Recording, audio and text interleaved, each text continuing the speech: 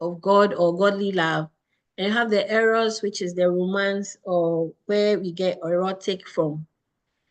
When it comes to Christendom, nobody wants to talk about the eros or erotic love, but it is also very important. The eros, which is the romance or where we get erotic from. When it comes to Christendom, nobody wants to talk about the eros or erotic love, but it is also very important. The eros, which is the romance or where we get erotic from. When it comes to Christendom, nobody wants to talk about the eros or erotic love, but okay, so I don't know what was going on. But so when it comes to eros or erotic love or romance, which is the foundation of romance, being in love, sensual, it is very important. It is the foundation of every romantic relationship. Most of the time you meet somebody and there's some chemistry, you want to be with a person. And that is what brings about the sexual bonding, which is important in every relationship or marriage. Let me say marriage. If you are married or if you want to marry somebody, you want to be with that person. There should be some sensuality that that will want you to be with that person, or to the point where if you don't see that person, you are not sleeping. You know, all that things that we all do when we are in love. It's very, very, very, very, very, very important. So we shouldn't shun away from the eros or erotic love, where sometimes you feel like if you talk about that, then that means you are sinful, or you are I don't know, but it is very important. Then we have the filial, which is the friendship, which helps couples go through the difficult times. Because if you have friends, that is when we can talk about the difficult conversations. Some of us are in a relationship, but there are certain things we can't talk about or we are not comfortable to talk about. And we have to be friends. And then we have the agape, which is the self-denying, or that guides our behavior. So if you don't feel love, which love is dying? If you don't feel love, is it the eros love that is dying? Is it the filial love that is dying? Is it the agape love that is dying? So we must be able to identify which love we are talking about that is lying. I don't love you anymore. If somebody said that, that is too vague. Which love? What do you mean by I don't love me anymore? I am out of love with you. What is that supposed to mean? Does that mean the eros love is the one that is dying, or the agape that is dying, or the filial that is dying? So we have to be very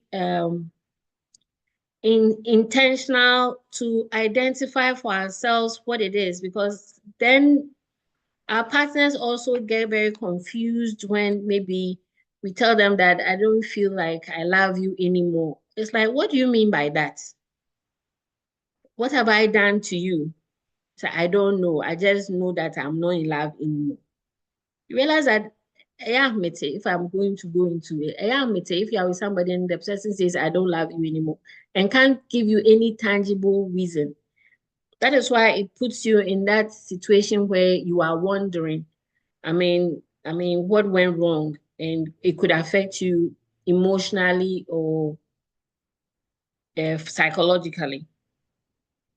So you realize that all of us, it's very important that we fellowship. If we say we want to be children of God and we don't fellowship with anybody, we will not see what we are doing right or wrong.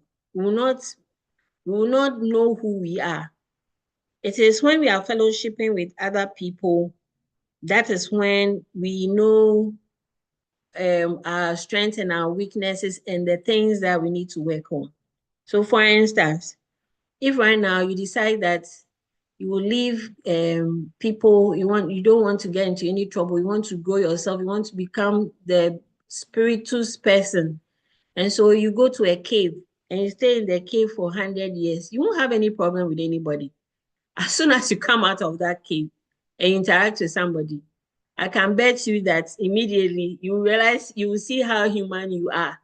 Because I think even staying in the cave for so long, you come out and even living with people, you have problems immediately. So that should tell you that, fellowshipping with people really brings out who we are, what we like. Some of us don't even know what we like or dislike. So as we interact with people, as we interact with a significant other, that's when we discover so many things about ourselves, about that person, about things that we need to change or not change, and all that. So it is very, very important that we fellowship, because that is when we see whether we are really in the flesh or we have really built our spirit man. Because then you know whether, things that you are managing well.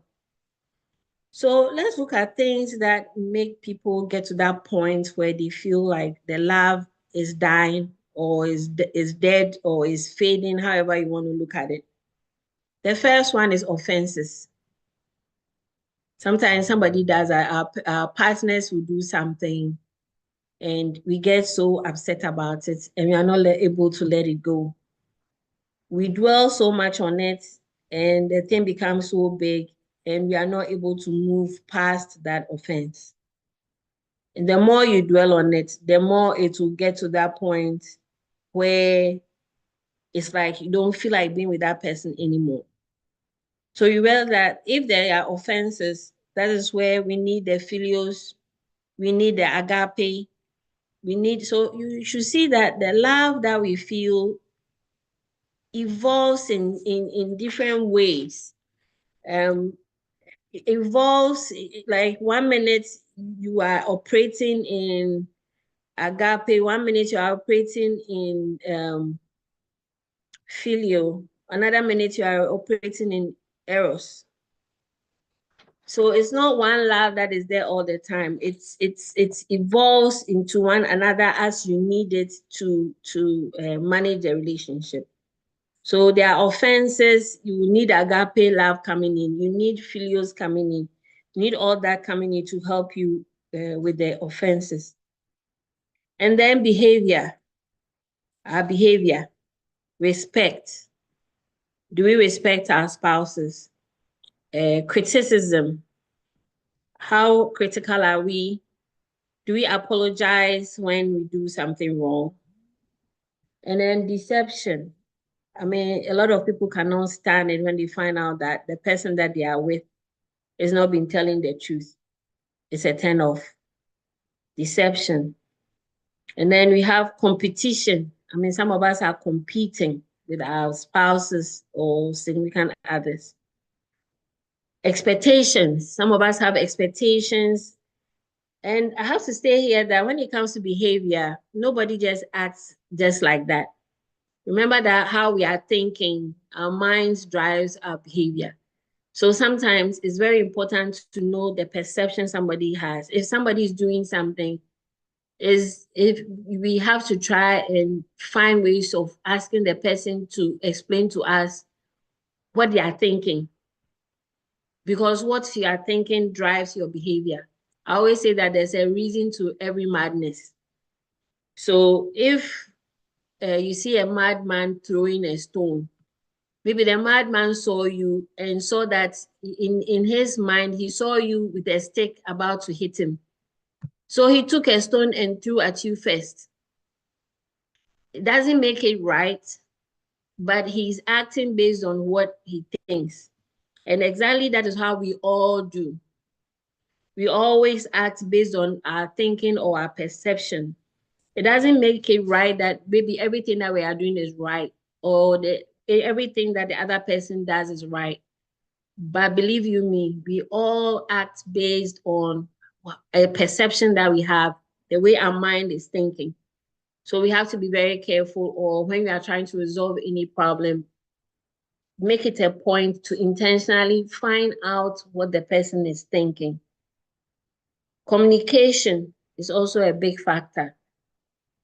Communication is more than talking. We have non-verbal communication. Now you talk to people and people are in relationships, but they don't feel comfortable talking about the difficult conversations. Sometimes somebody is doing something you don't like, you're not able to say it because if I say it, I think the person will do this. And it goes back to behavior. Some of us, when we are being corrected, the way we will come up being so defensive, or we have been told so many times, but we are not listening to our partners. So our partners may end up just keeping quiet. And sometimes when things are pointed out to us, we become so defensive. We are not even listening to anything. And then sometimes, I mean, assumptions, we assume so much. I mean, before the person says anything, we are assuming so much to the point where we are not even allowing the person to make their point. Another factor that can affect everything is emotional support, validating each other. I mean, you are with your wife, you are with your husband, you meet your friends, or you are with people. Do you validate them like, this is my wife, this is my husband? Oh, can you come here, come and meet my significant other? Or somebody's asking you, oh, who are you working with? And it's like, you are not really saying anything. It's very important that the people we are with feel like, yes, you are mine, I am yours, feel validated. This is my husband. They shouldn't hide your pictures. They should be able to show your pictures at work or anywhere they are.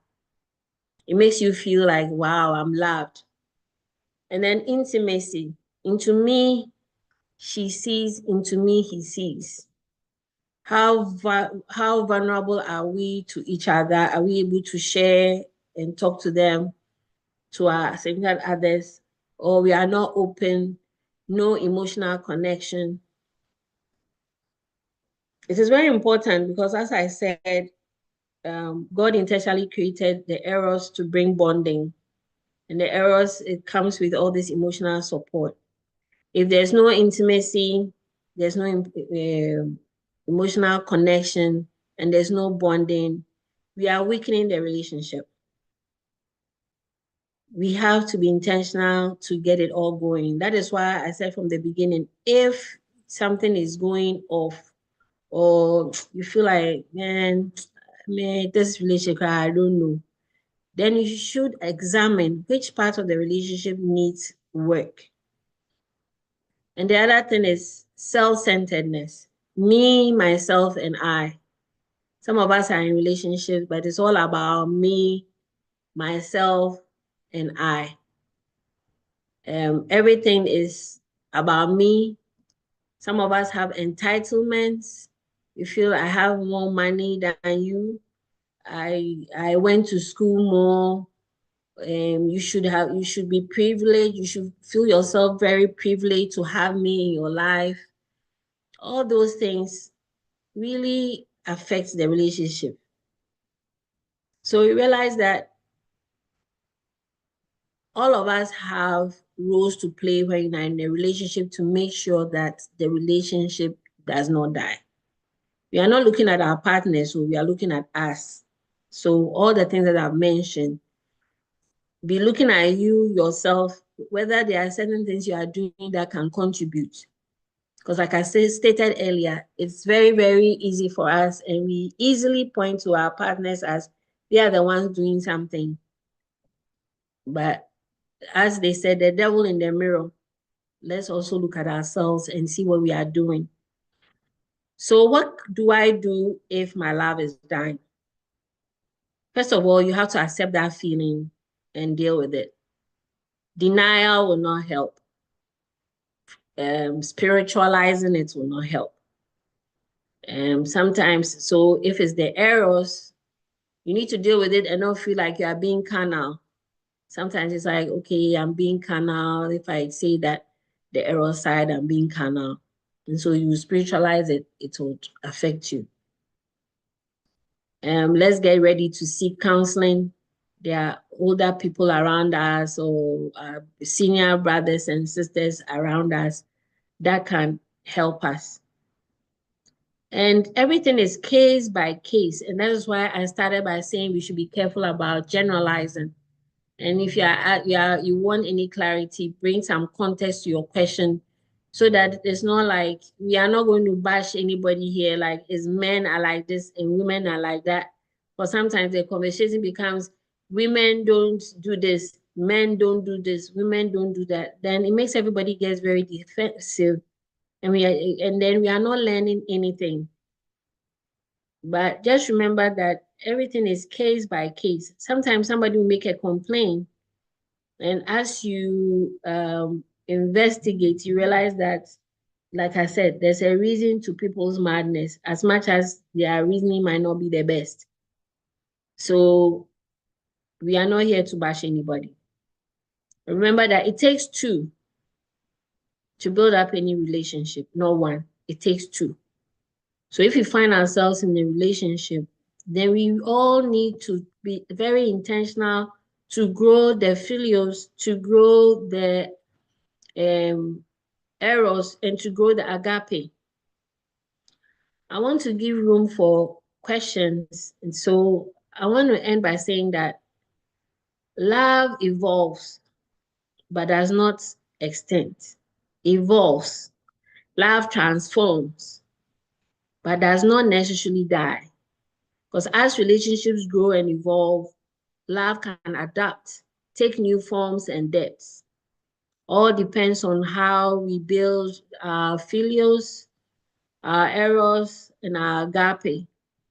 So we need to protect and manage our love life.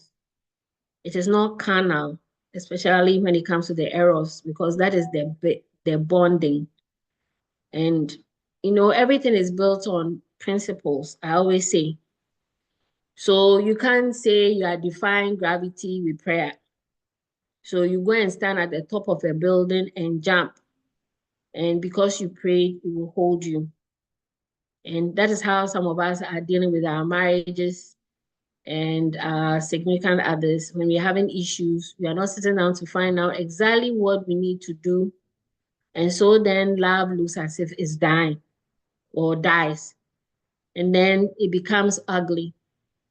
And I repeat, if we are all children of God, ugly should not be found in us.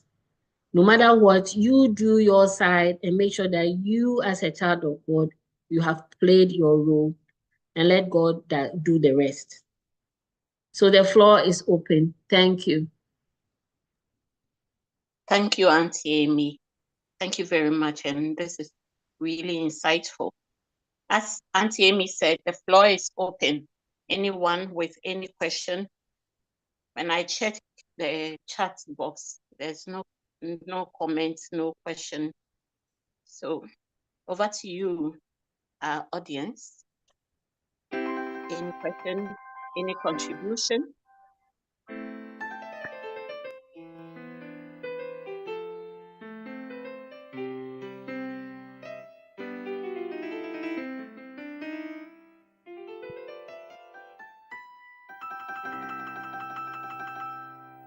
The place is really quiet too. Whilst we listen to this interlude of music, please get your contributions, your suggestions, your questions, and raise your hand, put it in the chat box. Auntie Amy is here to speak to our needs.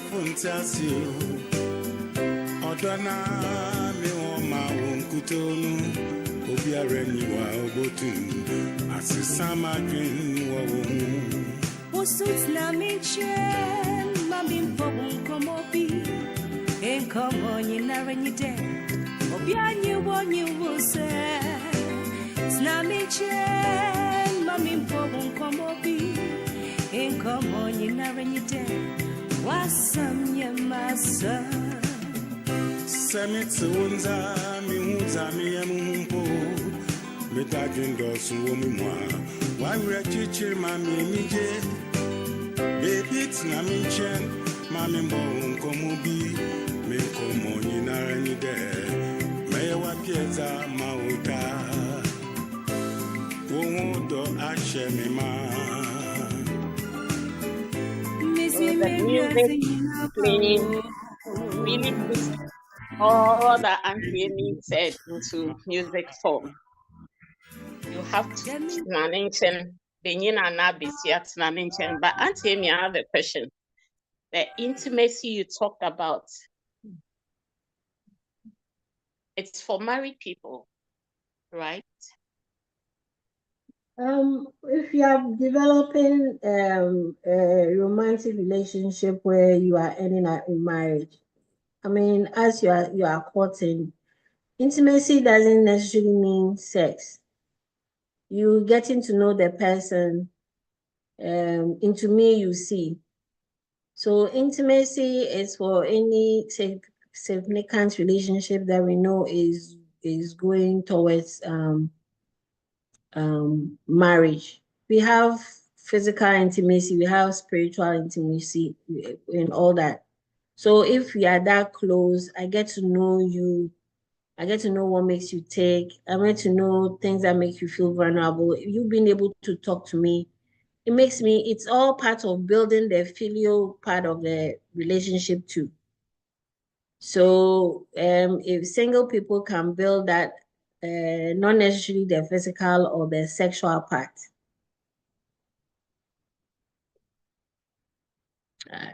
Have I answered your question, please? Yes, Auntie Amy, you've answered my question very well. I asked so that since we are all quiet, no one assumes that it's just for the married people and that it's something that is for those of us who are also single, because ultimately we will get to the point where we will get married and it starts from somewhere. So thank you very much. So no question, my people. Hello. Sorry? Hello. Hello? Hello. Yes, please, my name is, okay, I'm Foster.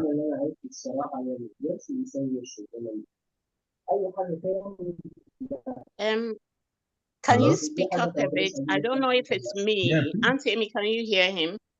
I can hear, but there's a lot of feedback in the background. So I don't know whether it's from his place or somebody else too has turned on their mic. okay. Hello? Yes, please speak. Can you hear me clear now? Yes, please speak. Okay, so please, I want to understand what last means, because I think I was in a relationship with a certain lady where we agreed not to have anything to get married. Yes, we are Christians. So I was there one day, she came up to me and said, all what I'm showing to her is lust, not love. And to be frank, as you said earlier, that day I thought less of myself. I couldn't even walk to even go and take shower.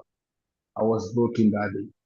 So I don't understand. I want to understand what lust means when it comes to relationship. When lust and love, when does those two things come out? What are some of the signs that one will show that will make you feel there's not love, it's a lust? Sorry about that. I didn't get your name well, please. Can you mention your name again? Please, my name is Foster. Foster. Okay, Foster, I'm so sorry about that. Your question is trickish because I don't know whether she is using her definition of lust. So, I mean, you were in a relationship with her. Do you think you did something? Was there anything that she kept on telling you to stop doing? Were you trying to, let's say you couldn't control yourself, so was trying to be close to her and she said you should stop, or why would she just come up and say last? I mean, I'm finding it difficult to comprehend where she's coming from. You see, because from what you are saying, the two of you like each other very much, and you were planning towards getting married.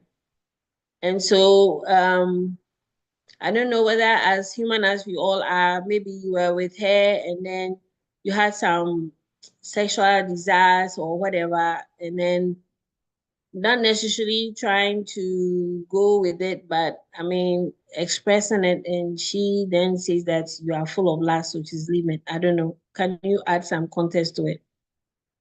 Or can somebody else also help?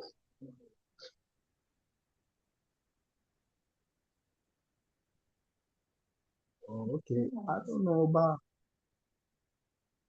we don't like meet all the time. It's once a while, and that once a while too is not in the house. I think always maybe outside, maybe church programs or something. Yeah, she don't come to my house. I don't go to the house. We don't meet anywhere. Yeah, So I because don't know lust is what a happened, but strong feeling, like a strong sexual feeling or a strong intense desire. So you are lasting for food, you are lasting for sex, you are lasting for power, So if she says you have a strong lust, unless it's like uncontrolled something behavior around, but if you're saying that you are meeting at church and everything,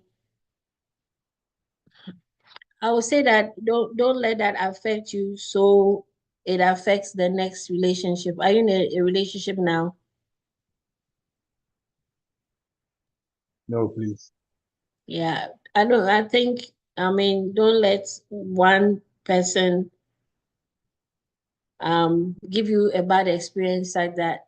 You can't go to another relationship. Let God heal you. And in fact, I don't know, unless there's something else, I don't understand what she means, unless you had a strong desire to have sex with her and you communicated that and she didn't like it or something. I don't know. I don't know what to. Can somebody help us, please?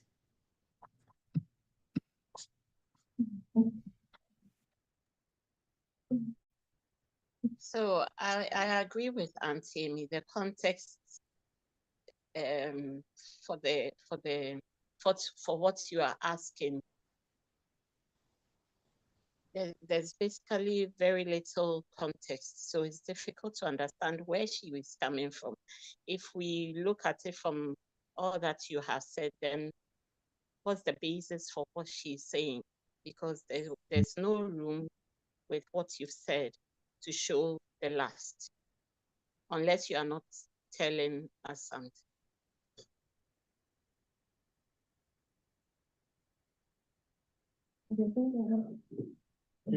Hello, Foster. Okay. Well, somebody is coming to talk. I have. Hi, I'm Laurentia. So, I mean, based on what he said, I'm also thinking through because when Auntie Amy spoke, she made mention of the fact that there's the erotic side, right? So, let's say if you are not married and in a relationship, I don't know if you are supposed to be developing that side. And what we understand by the erotic side is more like the romantic and the bonding side. So, I mean, in a present day relationship where like most people are, or some people might be developing the erotic side. How do you differentiate between the erotic side and lax? I mean, based on what he said, that's what I'm thinking through. Because there's a relationship that starts and we are like, okay, and we are learning how to be romantic and all, but at a point you realize that it just lacks and it's not even like it's not a bonding point. So when he said that, that's where my mind went to how do we differentiate between erotic love and lust when you are not even married in a relationship? Okay. Thank you, Laurentia. Did I add anything to it?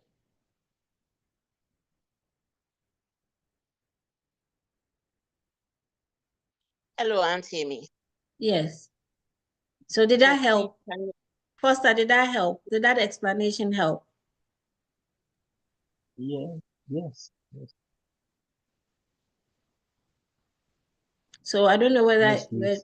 I mean, if you are going to be in a relationship, the erotic has to be there a little bit. I mean, if you are going to marry somebody, there's no chemistry, you don't have any desire for that person, then it's not going to work out in a way. Somehow, somewhere, somehow we have to start. We can agree that okay, we will not sleep together, but at least we feel that, and then we manage it till we marry. But if it's not there at all, and then we wait, then we marry, and it will come on, that is a deceptive thing. It will not happen. So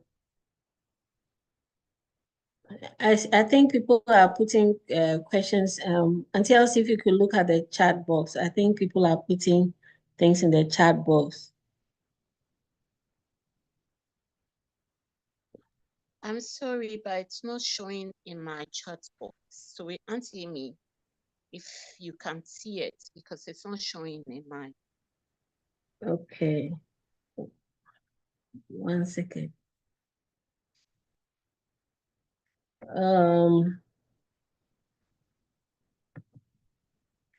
Okay, good evening, counselor. Please, can love be addictive?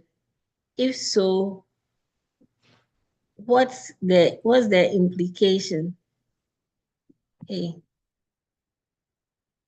How do you restrain yourself from loving someone who you think isn't interested in you?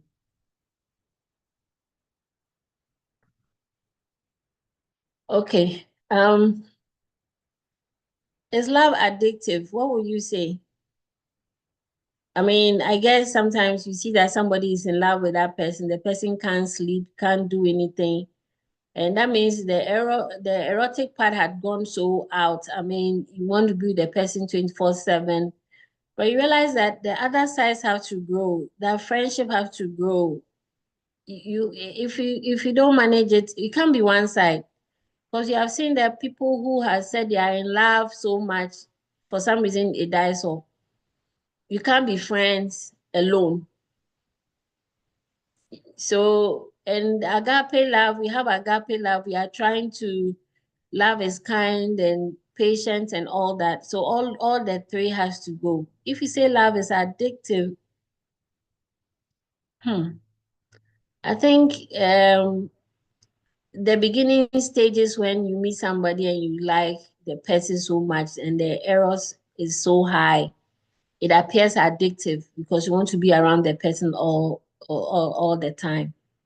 But we all pray for grace that, we are now, as we are learning and we find ourselves in those situations, we try to manage ourselves and develop all the other sides too, so that we can not restrain ourselves or not be one-sided with the love in terms of eros, philios, agape. So I hope I've answered your question. If not, you can ask for clarification or more. And if anybody wants to add or subtract, please, the floor is open. The more we ask questions and add, the more interesting the whole conversation gets. Because I know I can't touch on everything. So it's the questions that bring out more issues. I would like to add, when it becomes addictive, I think that's where it's an obsession. And that one leads us into other areas that can be quite dangerous, where you find that the person also becomes extremely possessive because of the obsession. Yes. So that's unhealthy, and that shows a sign of insecurity. So why are you so insecure? Why can't you let the person be? So that is not the best. Any more questions? I see a lot of seasoned people online. Please add, subtract, so the conversation becomes more interesting. You can speak tree, you don't have to make a tree, to make a fancy, to make a cry. Any language that you feel comfortable with, you are not limited. So that when we leave now, something goes with us. Don't let us be shy. I see a lot of gurus. I don't want to mention names.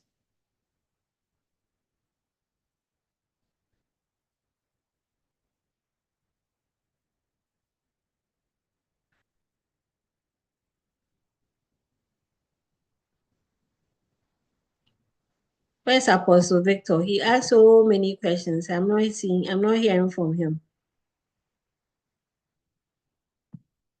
Apostle Harold, I see you are not mentioning anything. You asked so many questions. Everybody is quiet.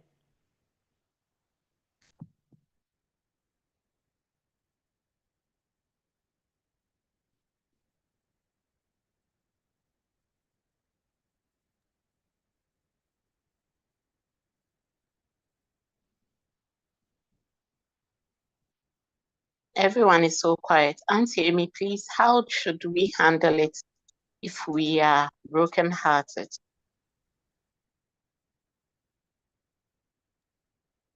I think I started before that. I mean, first of all, I mean, we need to look at what led to their broken heart.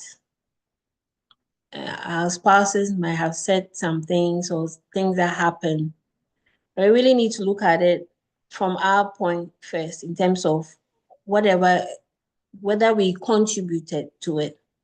Like I said, it's very easy to be brokenhearted and just look at what the other person did. But I want us to also look at what did we do to contribute and take responsibility for your side. And for the other person, you have no control of the other person. Sometimes that is when you leave that person to God. But take responsibility for your side.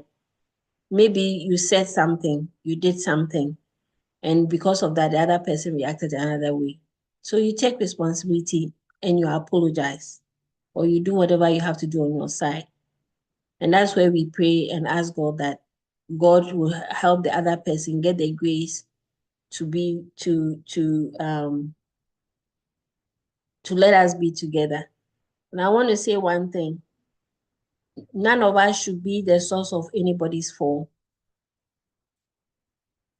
You as an individual, if you say you are a child of God, you should never be the cause of anybody's fall. What we are talking about is very serious, and I just don't know why nobody wants to ask questions. But marriages are breaking. Christian marriages are breaking. People are falling out of love for one reason or the other. But let's make sure that all those things, we are not the cause of it. I mentioned so many things, our behaviors, entitlements. Sometimes we say we are Christians, so we can behave anyhow. We know our spouses will not go anywhere, so we do things anyhow. We need to be intentional, knowing that the enemy is trying to break marriages. So whatever it takes to hold things together, to hold the bond together, let's talk through it and let's do the best to hold it together.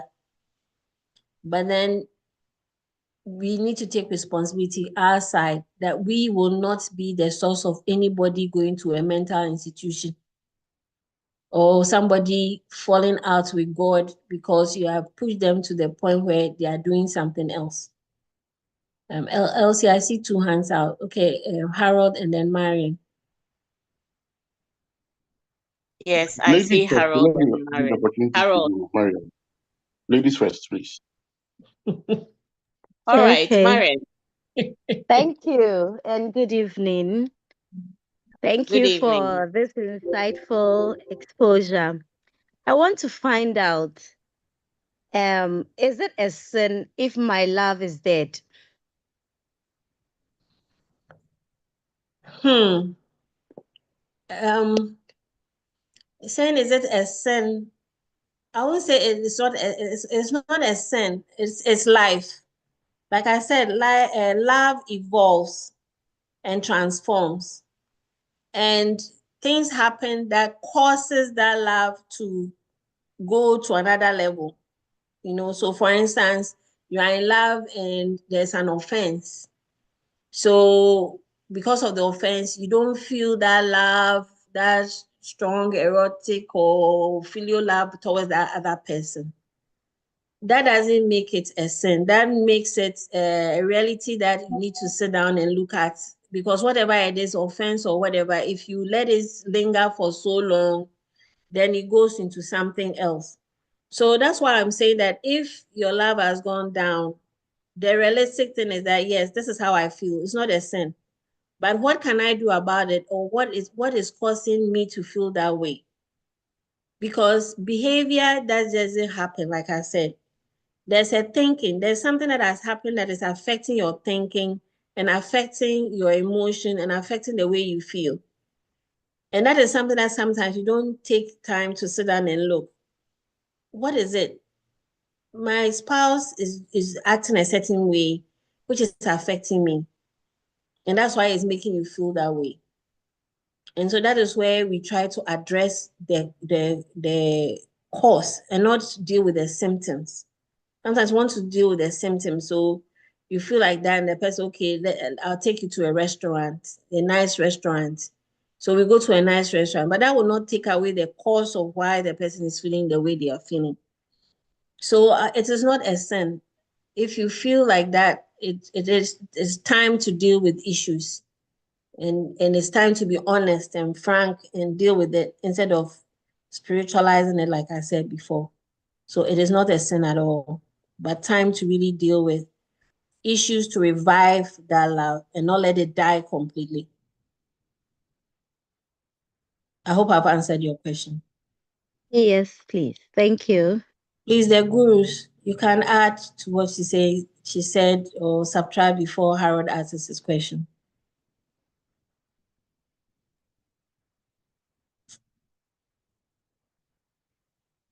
Auntie Amy, please mention the gurus so we know them. I don't want to put them on the spot, and the next time they won't come. Oh, gurus. Then gurus show up, please, and contribute to make it more interesting, more yummy, make this thing called love, because there are people, honestly, the young people don't want to even think of having a commitment, much more go on to marry, because they think love is a scam. Yeah, I see Moses has Is it raised his scam? hands. So I think Harold, Yeah. ask your question, and then Moses will follow. Thank you. Thank you very much for the opportunity.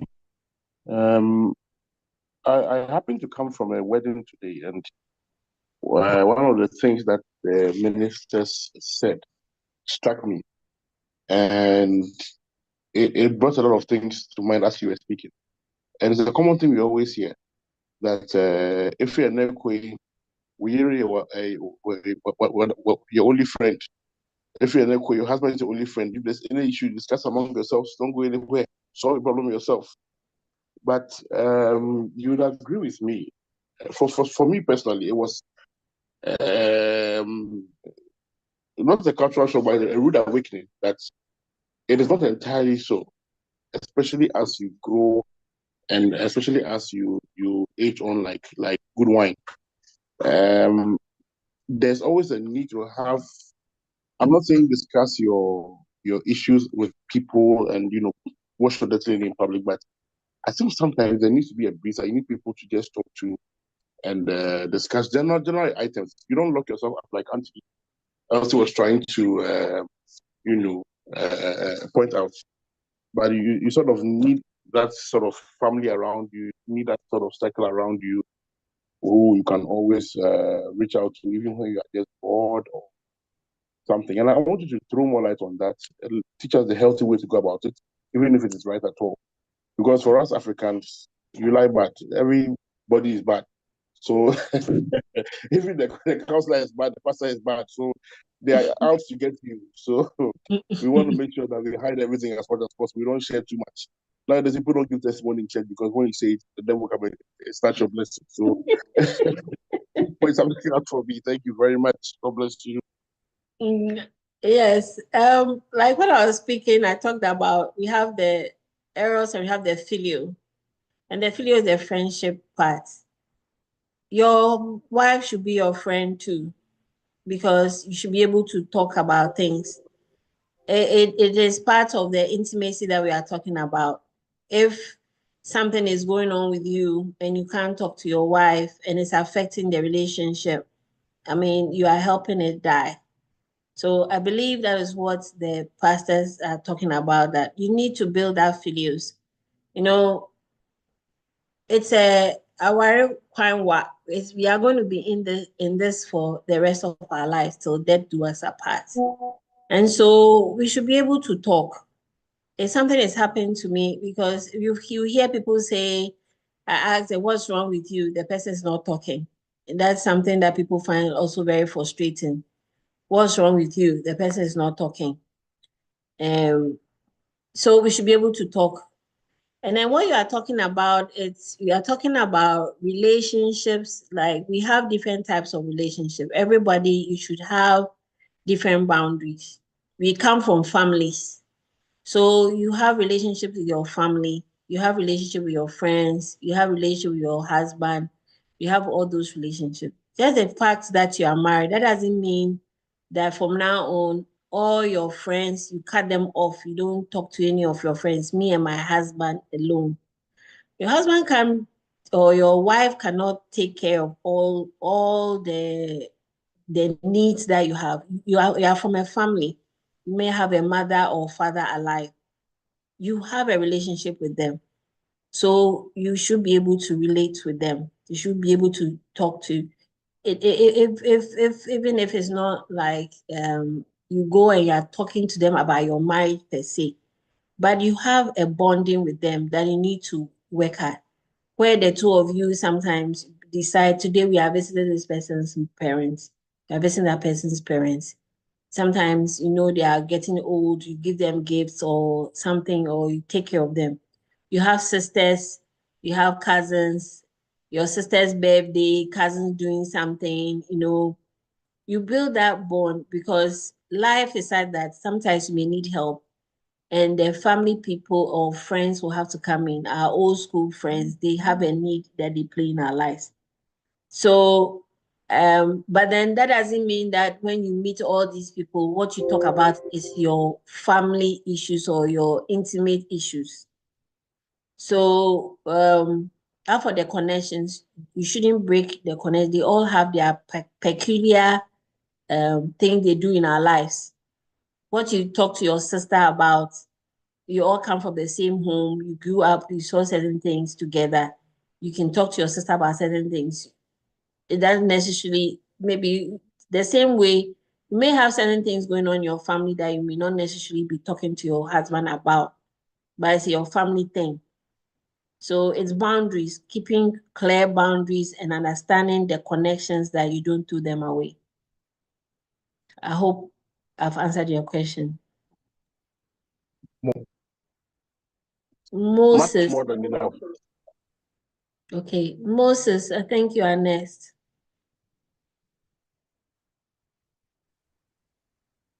Okay, good evening, Auntie and everybody. Good evening. Okay, so Auntie, thank you very much for the very insightful presentation. I have a question, but I think before I go on to the question, I will try, and I only want to, I think, emphasize a point you made, which I think is very, very important. The types of love that you talked about. And like you mentioned earlier, I think the English language is very limited in the way it explains love. So sometimes young people get confused with what they are truly dealing with. So I think it's very important that as young people and even as Christians on this platform trying to learn about love, as young people that are trying to establish relationships, we try to get understanding very well that it is not just about the eros. There is a filio, there is all the other parts as you mentioned. That we really need to learn about these things and be aware and appreciate it very well, because if you don't build a foundation with this understanding, you get into marriage and you realize that it's not just about being romantic all the time. Sometimes you would have to relate with your partner as a brother or as a sister. Sometimes you would have to relate to your partner as a friend. I think I picked this from somewhere that sometimes the errors may get some way. You may get broken-hearted in a way, but it is the failure that will not let you pick a knife and try to kill your wife or try to kill your husband. Tara, Williams. Tara, Williams. I am warning you for the Please go on. So I think it's like you mentioned, it's very important that especially young people try to get the understanding that there are all these parts of the love that we are talking about that we need to learn about. Then we apply them appropriately and accordingly. And to my question, I want to ask that you mentioned that sometimes the love environment, the marriage environment can get dry, and to the extent that sometimes it does happen that maybe the two people involved have all made a decision um to switch off. But in a situation where one person has switched off and one person is making some good efforts to keep the the situation alive, how does the person manage him or herself in order not to? How do you manage the situation? You don't want to let your partner feel that you are just trying to bring what you want across. You don't want to let your partner feel that you are being selfish. You still want to understand the person. Maybe the person has switched off due to certain circumstances. You don't want the person to feel that you are being selfish in that very moment. So how do you deal with a situation when you know you are really being hurt within, but you don't really also want to make the person feel like you are being selfish? How do you manage the situation in a circumstance like that? Thank you. God bless you, Moses. That's a very, very, very very important question. In times like that, that is where you are really going to call on your God. Because as I mentioned earlier, the only person you can control is you. You have no control over the other person. What you can do, if anything, is asking the person what you did to get them to that point. So you take full responsibility for the part that you did. That one you can do. And just give it to God and pray that the other person comes around or whatever it is to heal the whole thing. So you look and make sure that because sometimes what happens is that we may be the devil in the mirror. We may be the cause of the person dying, but we don't want to see it. So let's say you are with the person and you keep on nagging, being critical of the person all the time, and the person is telling you that you don't like that. And as a result, the person gets to that point. If you don't see what you are doing to contribute and work on yourself, how do you resolve the problem? It's almost like you are causing the person to take things the way it is, and you are not doing anything to correct the issue. And so the thing is not going away, and no healing will come. So that is why when we started, I said that let's take the outside of the responsibility, where whatever happens, let's see the role that we are playing, because things just don't happen. Let's see the role that we are playing. We take responsibility, pray, and then ask God to give us grace to do the right thing for the other person to also come back. I don't know whether I answered your question, Moses. Yes, please. Thank you very much. Yeah. Thank you. Because honestly, that's why I just carried everybody to say men are like this, women like that. Because when we do that, we are all not learning. Of course, we will have 101 things that some men do that causes women to shut off, and some women do that work. But then what are we doing? Like, we are learning. Right now, we are here learning to be better people in the relationships that we are in. So like Moses said, if I'm in and my partner is falling out of love, it hurts. But one thing that we have to do is, at least, what did I do? Or is there something that I keep on doing? The person keeps on saying it over and over and over and over again. But I meant it.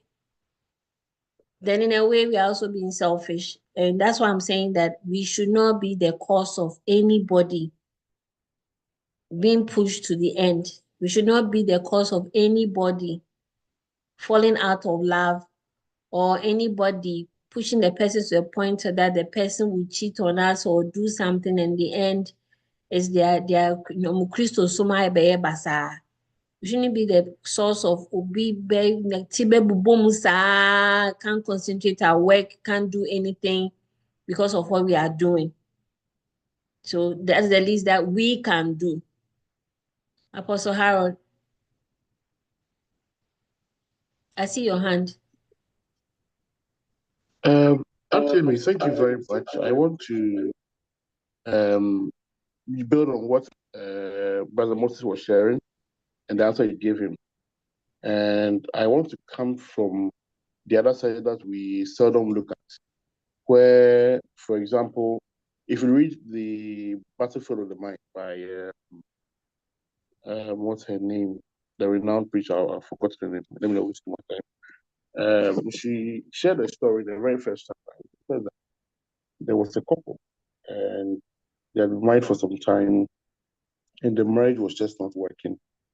Reason being, the woman was a very strong woman. She always wanted to have her way, and the man, because he wanted peace, was just, for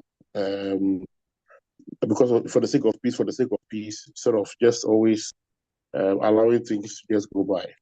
I want to build on what Moses was asking, if I got it right, Brother Moses, that when do we put our foot down to do the right thing, even at the expense of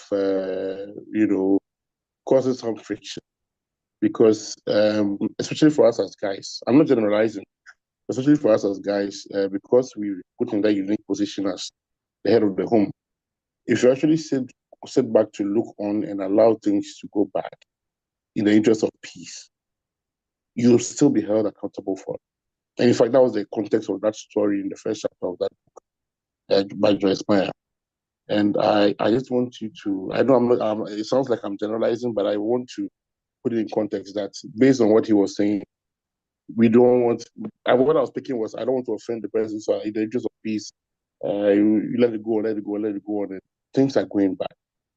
But when I rather try to, correct things and say, hey, this cannot go on, it becomes a fight.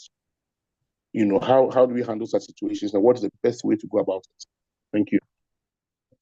Yeah, I think that is not the best in the sense. That's where we need the filius part, the difficult conversations. If you are trying to bring peace because you are not talking, you know how when you bottle things, then when you least expect, it just explodes. So I think you worsen the situation, because other than that, something might happen that may not require that kind of harshness or something, and then you blow out because you are fed up. So that's where the filius thing comes in, where anything that happens, we are friends and we can talk about it. One thing that I would say is that I don't know whether you're Benny Hinn. Benny Hinn talked about his marriage, about Harold, I remember this because you were talking about the man being the head of the family. And so the man being responsible to make sure that the relationship goes the way it's supposed to go. What you are saying has a lot of cultural thing, because sometimes you say that it's the woman's responsibility. Some people to feel like it's the woman's responsibility to keep the marriage. And so no matter what craziness is going on, the woman needs to and stay in the marriage. But you realize that as children of God, why should you let one person sacrifice to do this? Of course, the man is the head and so should lead. So we all pray for grace. Now I brought in Benny Hinn and because he shared that a lot of men of God, or as we are all children of God or women of God, we all know about his ministry. And he was talking about because of his ministry, he was not around a lot. And the wife became depressed. And so they gave him medications and ended up affecting the marriage. And he said that before anything happened, God kept on giving him dreams and was trying to warn him. But then he never really paid attention. I mean, recurring dreams for a span of 2 years, the same thing. It was when the wife wanted a divorce before he realized that, oops, he had not paid attention. I'm bringing this for us to understand that just because somebody is a man of God, a woman of God, their principles are principles. So in the end, when he found out his error, he apologized, went through counseling, and the two of them go back together. So it is doable that things can be put together, but it takes two. You know, when it's only one person trying to repair, it becomes impossible. It's like the two of us need to understand, realize what we are doing wrong, and open ourselves to learn and correct. A lot of men of God are saying, let's pray for our wives. Let's pray for our wives. The same way, let's pray for our husbands. Let's pray because another pastor, Pastor Paul, he said that he was with a wife. The wife was getting depressed and he didn't even notice it. It took another person making a comment about the wife before he realized that something was off. And before she realized the wife was in a state of depression and it was bad that she had to go seek for help. And you say that about what happened. And all of us can be in that situation that our significant others are near us, but we are not paying attention that something goes off, we don't see. Your wife is depressed, you don't see for a week, 2 weeks, 3 weeks. Your husband is depressed, is going. So if we are friends and all that, let's pray that God gives us the grace to pick up what is going on around our spouses so it doesn't get out of hand before we seek help, that we are able to nip it as soon as things look like they are going bad. Thank you. The floor is still open.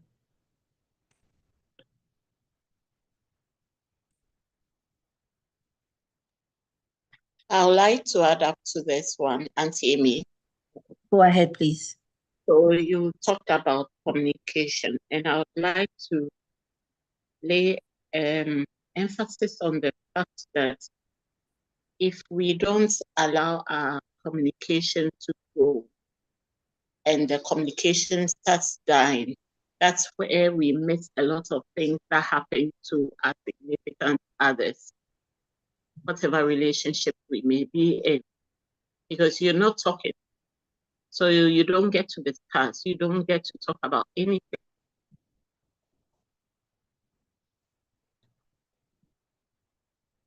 Yes. Yes. You have no idea what is going on in each other's life. One of you may be willing to talk. That person is consistently quiet. Usually there's a reason for saying if they've said something over. So let's watch it so that the communication side does not die or does not go beyond a certain, go low, such that we get to the point where we don't see, we don't hear, we don't know. That's what I want to emphasize on. Absolutely. So we all have roles to play, and we should try not to spiritualize everything in terms of if we do something wrong, we say we are sorry. not only stand on one side and it's like a woman is supposed to do this, a man is supposed to do this, and then let's talk. I mean, we have our cultures, we have our expectations. Let's talk about our expectations. Let's talk about those things. And like I said, offenses is one thing that we need to be very, very, very careful about. So far as we are from different places, we offend each other. I mean, that's human. But when you get offended, how long are you holding on to the offense? How are you dealing with it? I mean, if you hold it on forever, if you can't let go, let's work on it. Behaviors, like I said, respect, deception, our behavior. That's another thing that people talk about. And then the non-verbal, verbal communication.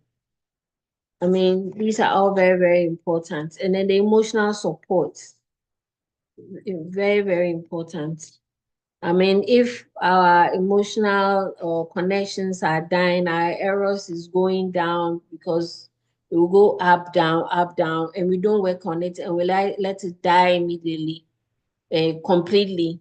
It means we have no bonding. There's no bonding.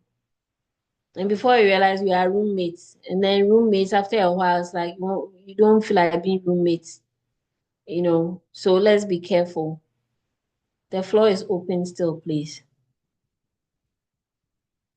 More questions to get it more interesting. Yes, Moses.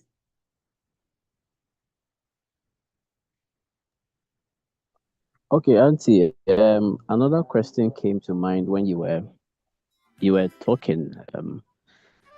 I want to ask that from your experience, what do you think works best for couples, be in terms of intimacy? You mentioned intimacy. Being spontaneous or being very intentional. I mean, couples intentionally set their minds on A, B, C, D. What they want to do this just to be able to intentionally create time for themselves or that sort of thing. Or another couple, they are very spontaneous, as and when it meets them. I mean, what do you think? Which of them do you think works best from experience? I am just asking. Thank you. Thank you. I'll say both. Because every couple is different and every couple, the temperaments of the individuals also play a role. So for instance, if somebody is already outgoing or has a high libido or those kind of things, those people tend to be more spontaneous, want to always play around all the time. So the temperament of the couples also play a role. And you have to be intentional because sometimes, depending on the lifestyle of the people involved, they may not have time. So they have to be intentionally maybe block off that, okay, we are going to make sure that from this time to this time, right now we all have the cell phone issues. Cell phone has come to stay. Cell phone is affecting relationships. Families are now all on cell phones. So sometimes we block off cell phones. So we are there, so we talk. So that we know that we are all sitting down looking on our cell phones. So that's being intentional, where you block off cell phones so you be with each other. Another time is people's time clock. Somebody's an early morning person, somebody's late night person. So sometimes we need to communicate all that. Then the spontaneous also comes in, where we find ourselves and we feel like, and so we go ahead. But if you leave it to spontaneous, there are some people who will never do anything. So both works. And the thing about intentional, the largest sex organ is the mind. And so when you start thinking about wanting to be romantic and all that, it puts you in that mood and it puts you in that frame of being creative. So you want to surprise the person you are thinking. That's when you come up with some things that maybe you've never done before. So if your mind is not on those things, it becomes hard to just come out of the blue to try and be spontaneous. So if both of us, I want to do something to surprise you, let's say it's a game, I want to do something to surprise you, you want to do something to surprise me, I try to do things to spice up. It all takes creativity. And you know, some of us are creative, some of us are not creative.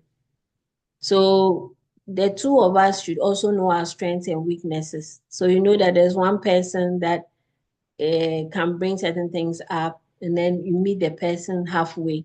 So if you all understand, so that doesn't be like I do something, you don't even meet me halfway, and you tear it apart.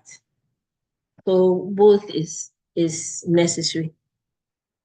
Thank you. Please, anybody wants to add, subtract? Thank you too.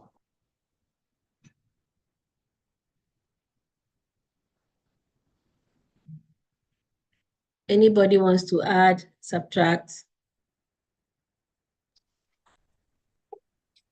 I think you said it all. It should be both. Yeah. I agree with you. It should be both.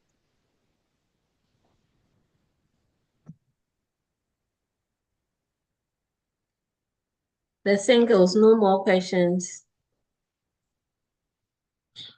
Benjamin. Benjamin has his hand up. Benjamin, the floor is yours.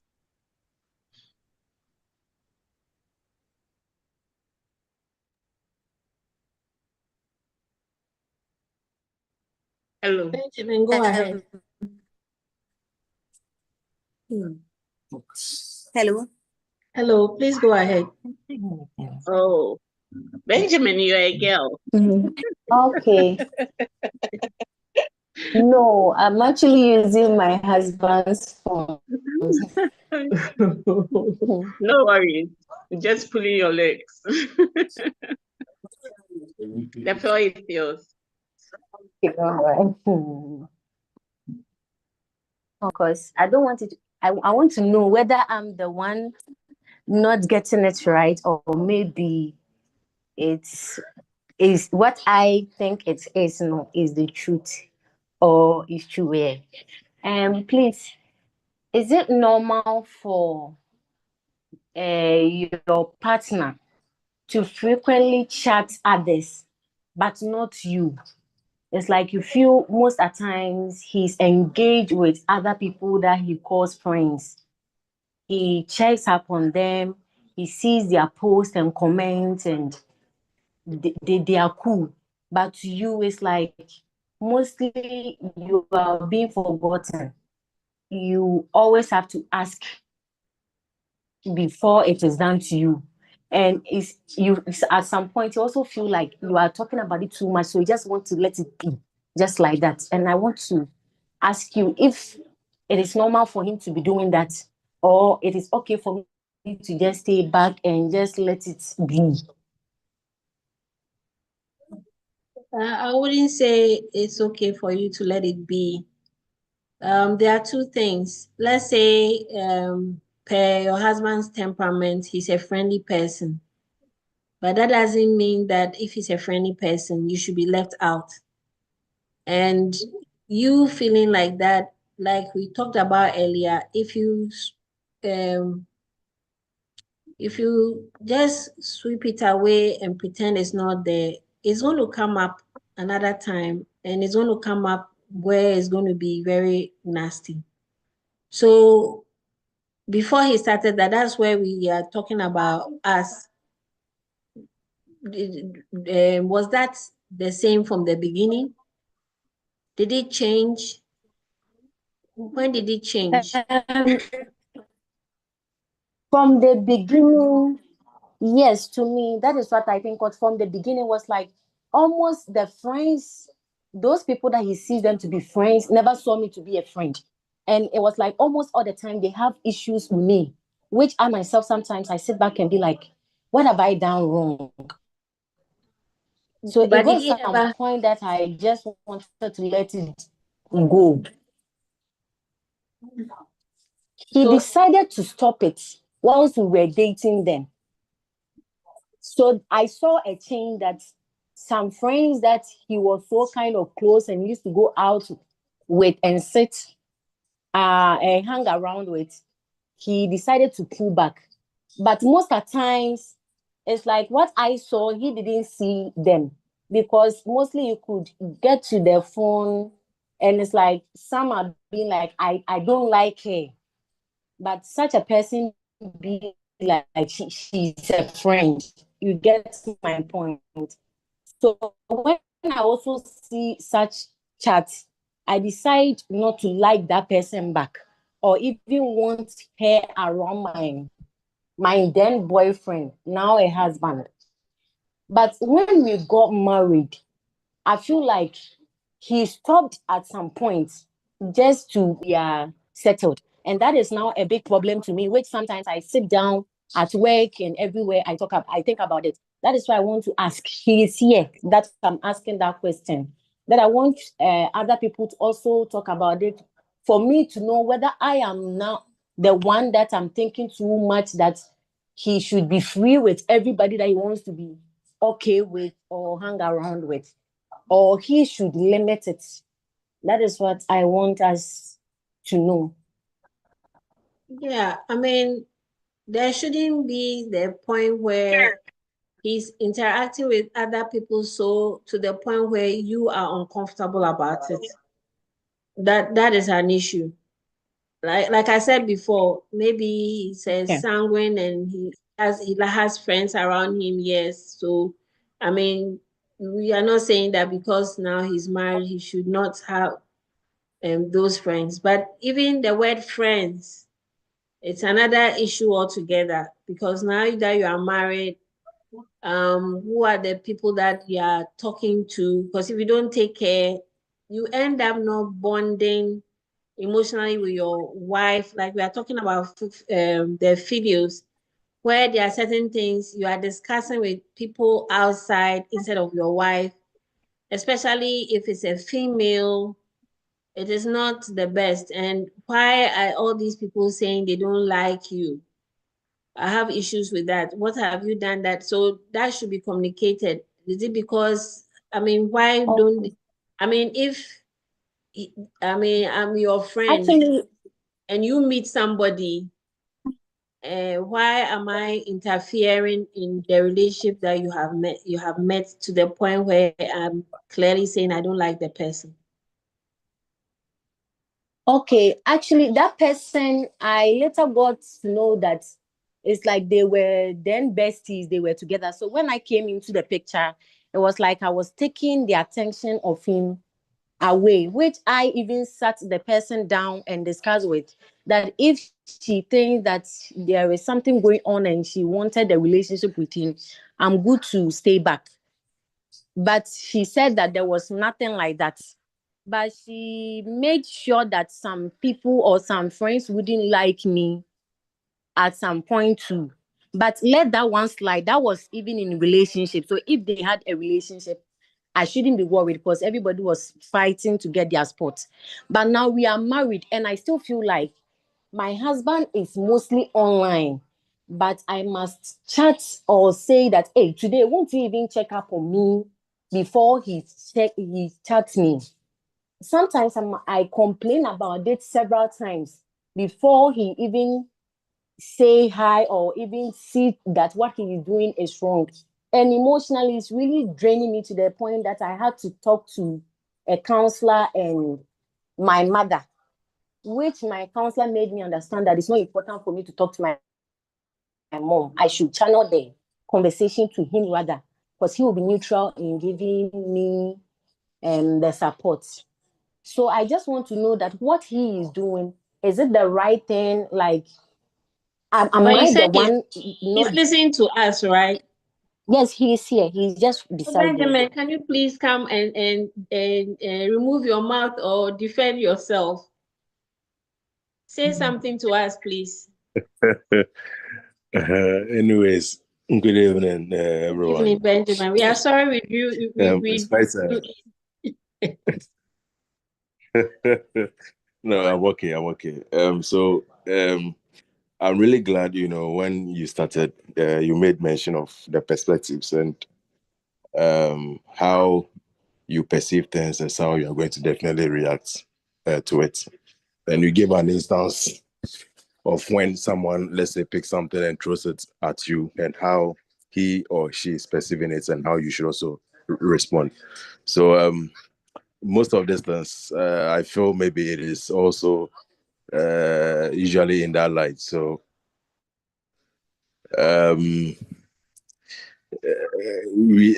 actually working on it, but the perspective that she always comes from usually is, I would say, strong, and it has not been easy, but I'm still on it because when you just pick your phone and let's say you just smile, let's say it's just a short video that comes out, you just smile. That's all, perspective is you're chatting with people, you're smiling with friends. And the thing about friends, she knows very well anytime she picks my phone or when my phone is in, I don't even receive calls from anyone. Usually in my chats, it's always the groups that you are seeing most at the top. So I feel all this is all because of perspectives. So I wouldn't say anything directly to address anything actually that's maybe this and that and that, but I feel it's just about the perspectives and how she is saying things. So as I said, I'm still working on that, and I'm hoping that it gets better and it improves. Yeah. So are you admitting that what I'm saying is the truth? I appreciate you coming in, Benjamin. And I think, like you said, then, but don't also discard her perspective or how she's thinking. It means you have to try and change that thinking. And you can, you can change that by helping her think differently in terms of the actions that you take. Where she feels, remember I was talking about validation. It appears as if she needs some kind of validation that, yes, she's mine. Because obviously you can see, like she said, obviously, if there are other women around and all that, there's some level of insecurity. And so you need to validate her where the other women know that, she's the one you have picked. And then she being comfortable with that. Other than that, if you just sweep away, like what we talked about, if it's something that is not going away and you don't want that to develop into something else where it's always arguing and it's affecting the relationship and affecting the love dying. You see, that's what we are talking about. So if something like that is coming up, it means she needs some kind of validation. And so there are certain people that you also have to maybe how you interact with them or how you interact with her, intentionally giving her some time where she knows that, yeah, my man that's my man. So I think if anything, that's the cue that I'll give you, that validate her more and Okay. and be able to Okay. All right. yeah, thank you. There's a question. Thank you, sir. There's a question that had come from another platform that how does age play a vital role in relationship? How does age play a role? This one, it's a whole topic because age, some will say is just a number. I will look at the people more than the age. I will look at the people involved more than the age because sometimes the people involved are matured enough, and so, or my concentration is more on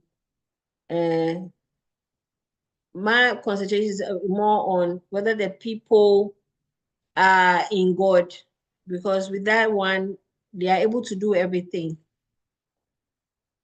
in terms of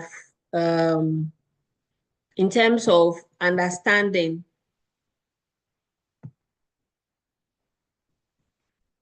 I don't know. And then I see boundaries. Boundaries is very, very important.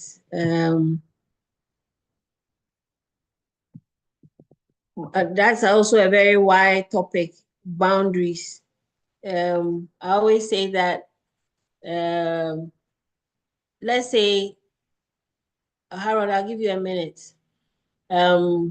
Okay, Harold, bring your question and let me put my thoughts together for boundaries because it's very wide. Bernard has also raised his hand, I think, in the chat box. Oh, okay. So, Bernard, since you have not said anything, please speak, and then Harold. Okay. Hi, good evening, everyone. I hope you guys are good. We are doing good. Okay. So thank you, Auntie Amy, for the discussion, and thank you, everyone, so far for the discussion. I just wanted to make a quick comment on. I didn't hear the sister's name, but I heard Benjamin, so I don't know. Maybe I'll put the Ben family. Okay.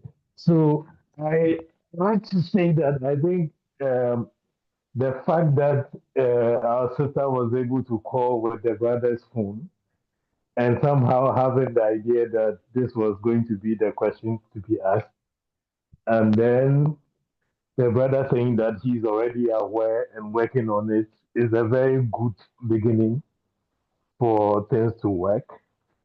So they have to keep it up. I'm sure that Harold was talking about boundaries in the case of other people coming in and saying, I don't like the sister or this and that. But one other thing I wanted to say is that you see, I'm there. X is my wife. I've seen him online. He probably may be chatting with other people. He could be watching statuses. He could be doing anything. He hasn't said hi to me. Did I say hi to him? Because you see, you do unto others what you want them to do unto you. So if I see he's online and then I'm able to create a conversation with him and he doesn't respond to me whilst he's still online, then I can make a very good and genuine case. But if I don't do anything about it, then I also have a question to answer there. So something has to be done. But as I said, I'm very happy that there's a very good point where these things can be sorted out. The other thing which you have said already and which I just want to emphasize is that in this life, what I've experienced so far is that the best everybody should do or everybody can do in any relationship is that right from the starting point, and if we make a mistake and we don't start this way, I think at every point in time, we should decide that whatever it will take for this relationship to work, as far as it depends on me, I'll do it and make sure it works. And that's as Auntie Amy said, if there should be a fallout, if there should be something going wrong, it will not depend on me. It will not be mine. So long as you look at your side of things and making it right and even helping the other people. And we should also understand that people carry a lot of baggage with them. And sometimes we think that the baggage is really theirs, but it may be coming from somewhere else. So we need to help people out of every situation, and it could be your partner or anybody else. So your partner may be having issues. Sometimes people are not able to say it. Sometimes people are not willing to say it because of maybe the responses they will get from us or from the other person. So we need to set out on an agenda that I'm going to make things work so long as it depends on me. And with the help of God, of course. So you could do whatever humanly possible there is. If it doesn't work, then the rest of it is with God. And I think my last point is that we should always try to make positives even out of negatives. When we have that attitude, things will work to a very high extent, of course, backed by the grace of God. Thank you. Thank you, Bernard. That was powerful. Yes, I think we really commend Benjamin and wife I mean, the fact that she felt even comfortable with his phone and he's there, he also answered. And I know that it's just a sport that they would sail through. So keep it up. Yes, the boundaries, Benjamin, I think that's what Bernard was saying. I mean, all these friends shouldn't be able to put their mouth in your relationship. So it's like there has to be some boundaries, not allowing just everybody to comment. I mean, that hurts in terms of, I mean, your wife seeing all those things is not the best. So just keep an eye on that. Harold, I think your turn. I think that Bernard should be added to the counseling desk. I mean, his submissions were spot on. Actually, there are a lot of gurus on here. They don't want it. Okay, no one. Okay, so just to add on to the many things that have been said, I also want to come from another perspective. Communication is always a two-way affair.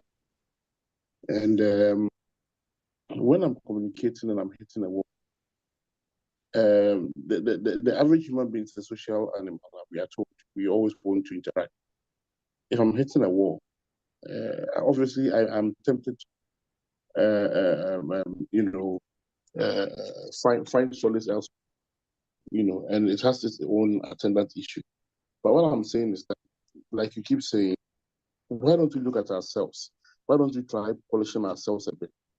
In the sense that my husband is probably always talking about politics. I know I hate politics, but if that's the only thing that's going to keep him talking, why don't I at least listen to Afenyo Markins more, listen to Speaker Bagwins more, and to see some, But if every time I literally give him the, it's not the best. And we need to talk about these things. We need to be able to indulge ourselves, because I married you for a reason. And if you're supposed to be my best friend in code, and I cannot even share my passions with you, have conversations, then I'll go outside, find my boys, and we'll talk about the things that would make us comfortable. I know I'm not sinning. I know I'm not doing anything evil. I'm just talking politics and we are laughing. At least this is somebody who is me willing give me a listen. But you are just shutting me off completely. Or even and the shutting off, let me just add quickly, is even good. There are times when the moment you start talking, they change the conversation deliberately and start talking about bills and complaining, and then at least let the conversation. We are human. Okay, so I think this is a frank conversation, so it's good we can pour out. I mean, I've learned from the Benjamin family, and I really respect that a lot. So I want to pour out a bit and say that we should be accommodating to our spouse. Initially, all these things don't come up because everything is all lovey-dovey, but when you get into the thick of things, you realize that we are human beings. We are from different, we are cut out of different fabrics, but we're supposed to come together to make a perfect couple. So if you can indulge me, make me enjoy. I mean, let me feel that you enjoy my company. I would always rush home. I wouldn't go and sit with boys wind down after work. I'll rush home because, hey, I've heard the news saying, do you hear what Afenyo Markins said? Do you hear this, that? We keep talking, you are indulging. That is what keeps the spark. If you give me the palm, no. Thank you very much. Yes, Harold, you made a very valid point. One thing about marriage that sometimes we forget is that we need to connect physically, emotionally, spiritually. And so that is why they always talk about not being unequally yoked. Because even at church, if we go to church, what the pastor said, we come, whether we agreed, we didn't agree, like talking, or building up our spiritual lives and all those things. So if one person is really into that and one person is not into that, say one person is going and it's affecting the relationship. The same way education, one person is getting educated, is going, getting PhD, you high school, and then after a while, if you don't take care, ego is setting in, because now the person is talking to certain people or job-wise and you feel left out. Then insecurities are coming in. So, we all start from somewhere. We should try and make sure that our spouses don't develop and leave us behind. If they are developing, we should also try and develop. And like you are saying, it's not only the man's passion, the woman's passion too. So sometimes it's football. Some of us don't like football. And then sometimes too, let's say when it comes to football, yeah, you and your friends, that's okay. But I mean, we should just try and make sure that the gap is not so wide where we can't talk about anything, nothing at all. And it's only bills that it becomes old. So when you come home now, Kolani Didi and now way now, one mommy say no, yes, yes. So for the intentionality, we can't leave it behind, where we have to be intentional to go together. So we do a lot of things together. We go to the same places together. So like I said, if it's church, we are going to the same church. So if anything, if there's a program, we are all going. So that not one person is going to this church, so he went to the program, is late and not coming, another person wondering where they've been, or you've seen somebody else in another church. That's what you think. All those things can just become messy. So we should all watch it, both men and women. And I know that men, especially when the woman starts developing more, the ego can easily set in. When we all started high school, she started taking courses, she's getting to PhD. And I feel like me, I'm there and I'm not going. And then all of a sudden, perceptions change and behaviors change because, okay, now that she's gotten PhD or train or, all these things come up. Even if she says something, she says, I didn't win a PhD into let's try and work on all those things. So, Elsie. Yes, Auntie Amy. Why are you Sorry. laughing?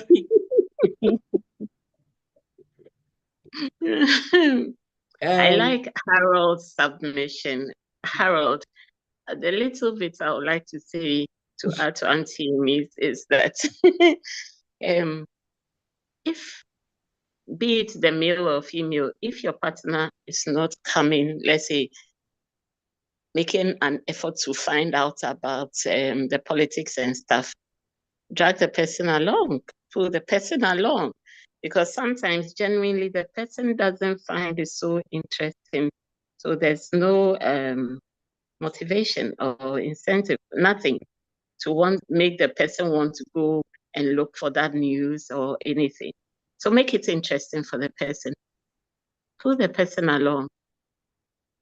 That also helps.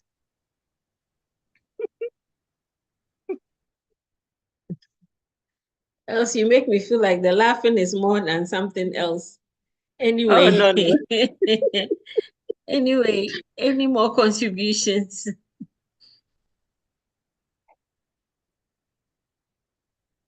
I know people have questions. They are not talking, and I don't want to mention names. Are you shy?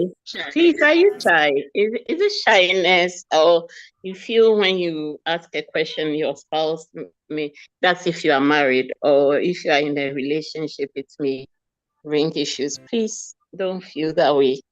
Bring it, and we have Auntie Amy. A time is coming, Auntie Amy will charge us. So.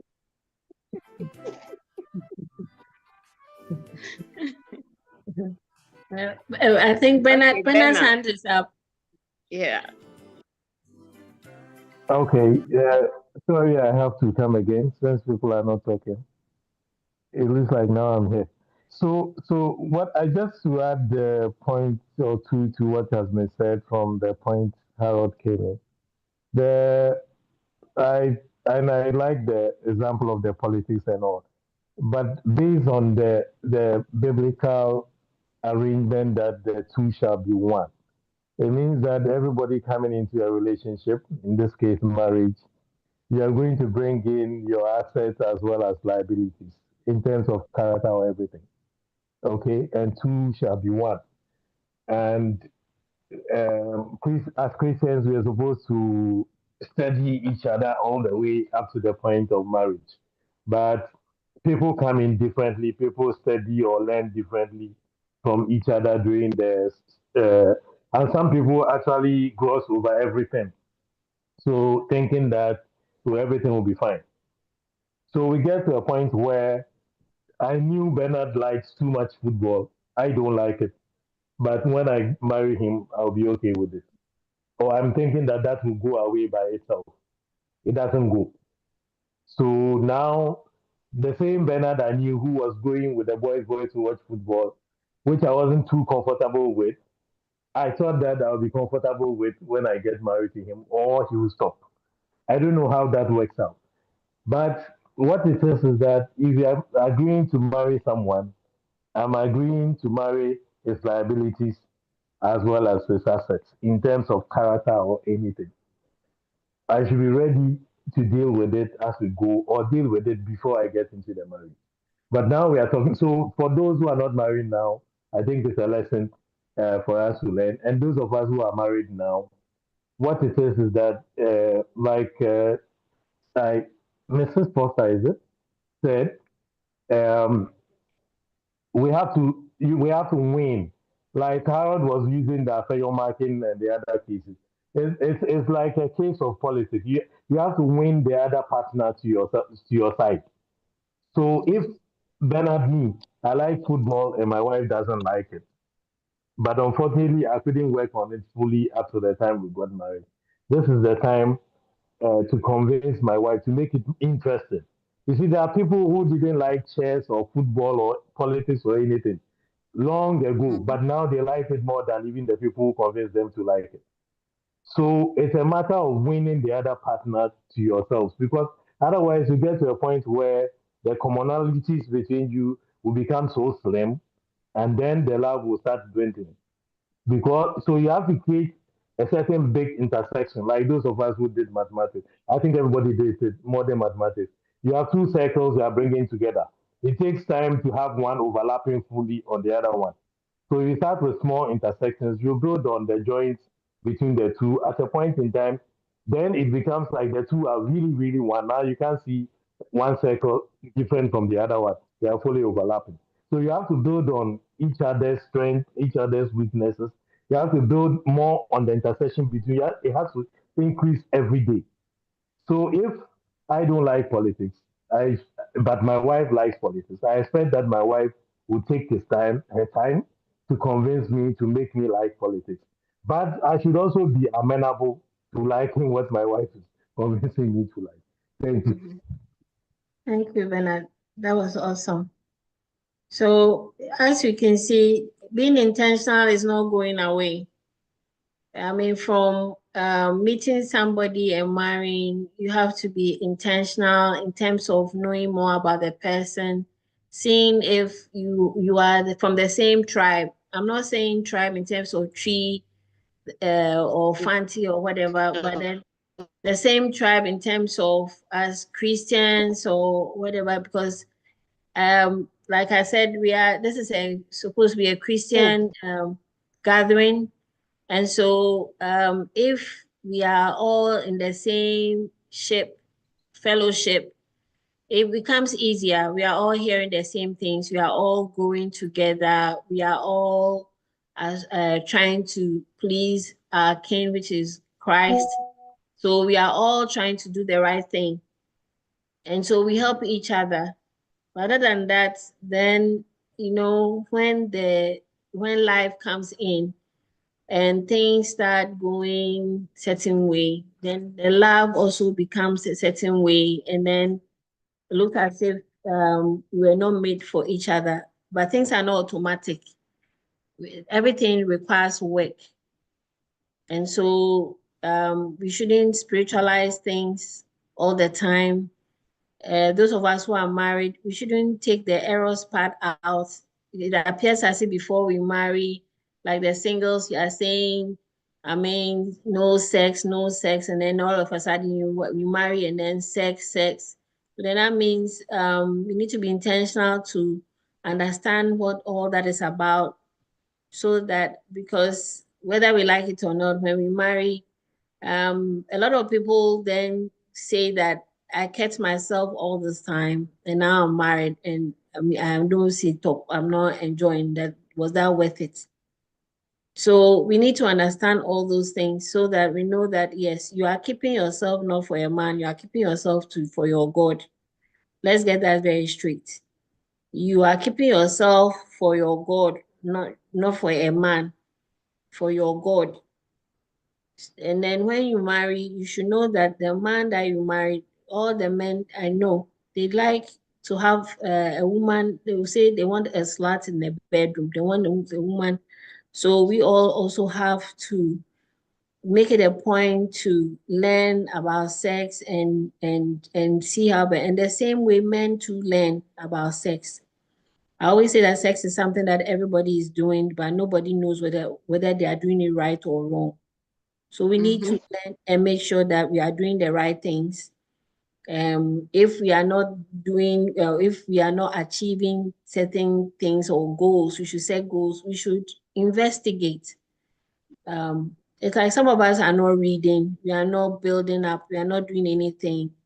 And the media is not helping. We just see that people kiss and they cover themselves with their cloth. We don't know what goes on under the cloth. And we too, we are trying to do the same thing. And then it's like people are not satisfied. And woe to you if you're most of culture-wise, if a woman complains about sex, it's almost like, hey, what say, Papa? So nobody is talking and it's all affecting. And then they feel you, we need to be friends. If you are not friends, then we can't talk about the difficult topics, and they will come. The difficult topics will come.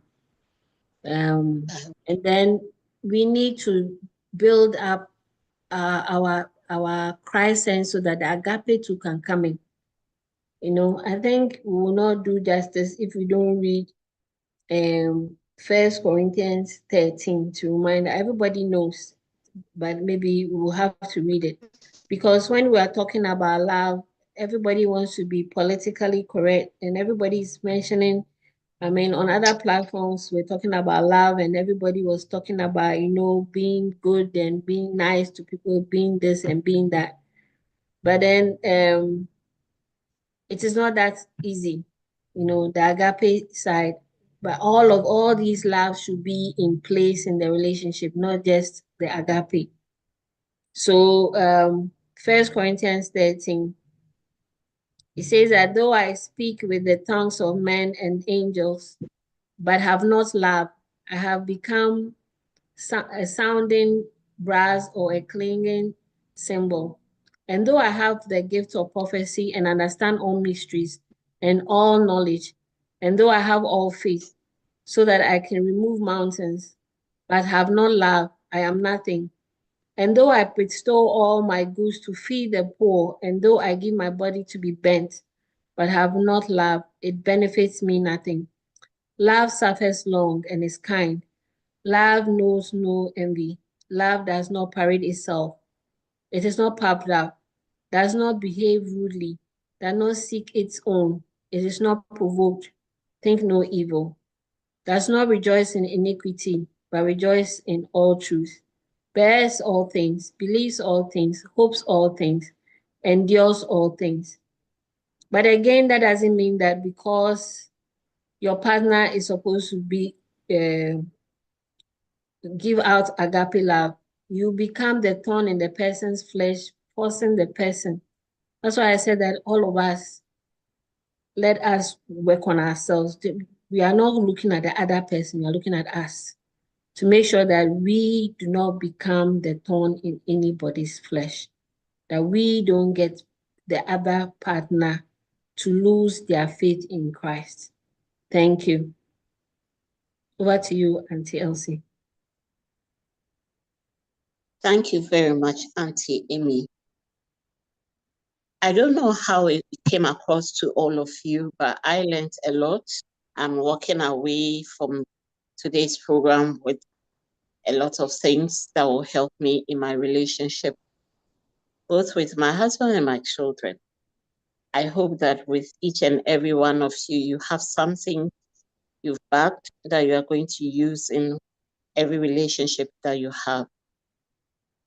And Barring any further questions, any further suggestions, contributions, we would like to draw the curtain to bring this program to a close. I want to say thank you very much, Auntie Amy, and thank you very much, every one of us who made it here. May God bless the marriages, the relationships we have with friends, with family. May God bless each and every one of them. And as we go away, I would like us to say a prayer for both ourselves and each other, and also Auntie Amy, before we go. So shall we say a word of prayer quietly, and then I will round it up. Pray for yourself, pray for your partner, your family, pray for Auntie Amy.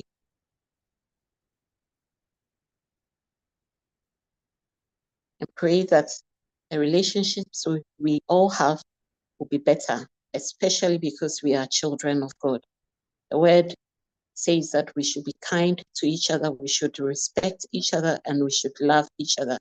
And like Bernard said, so long as it depends on us, Bernard or Moses, one of them, so long as it depends on us, we should live peaceably with each other. And so pray, if you have even any difficulties, ask the Lord to open more ways for you to understand and know how to navigate this thing we call relationship.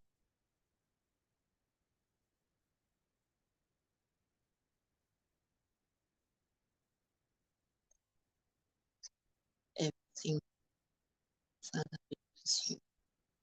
Lord, thank you. So in the name of Jesus, we thank you, Father, for this wonderful program that we've had, and the questions that came, the suggestions that came. We pray and ask that you bless Auntie Amy to be even better at what you've called her to do in the name of Jesus. We also pray and commit each and every one of us online, even those who came and left. The Lord, all that we've heard, it will not just be hearing, but Lord will go and put it to use in the name of Jesus. That will not be like those who look in the mirror, all of us, in fact, will not be like when we look in the mirror and when we turn away, we forget what we saw. But Lord will be doers of what we have heard. We'll put it in alignment with your word, and we'll work at our relationship such that we'll be what you have called us to be, the light on top of the hill, the salt of the world, and will be a standard for all to see and to follow. In Jesus' name, bless every relationship, bless every one of our relationships, and let it, Lord, be better. Let it be good for us and for our partners. In Jesus' name have we prayed. Thank you, everyone, for coming. Thank you, and God bless you. Until we meet again in May.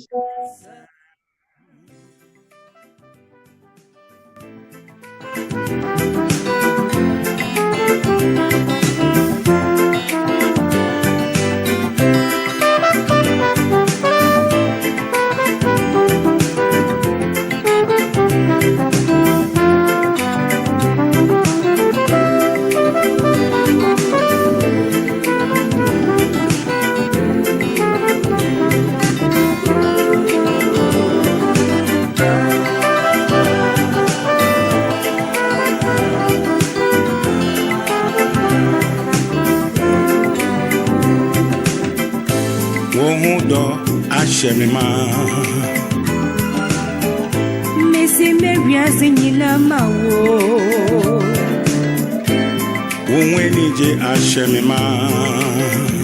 Baby. Demincy, don't you break my heart.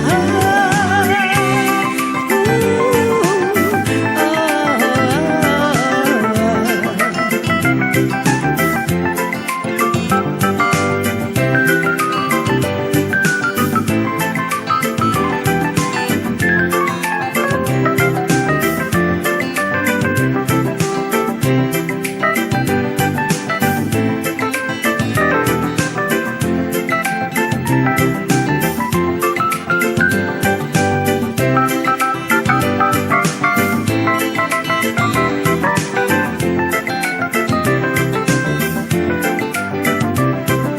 it na me channel, mami mo nkomo bi, nkomo ni na ni de.